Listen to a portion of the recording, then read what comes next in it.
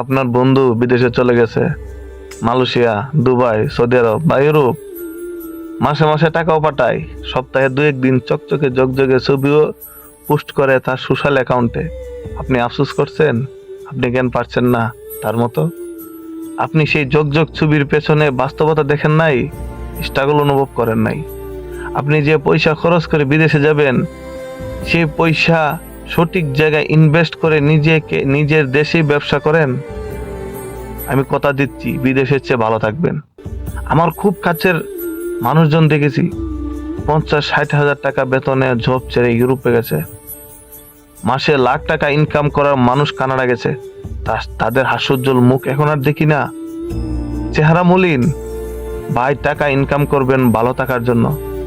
পয়সা ইনকাম করতে গিয়ে যদি নিজের হাস্যোজ্জ্বলকে বলি দিতে হয়, পরাধীন জীবন বেছে নিতে হয়, তাহলে থেমে যান এখানেই।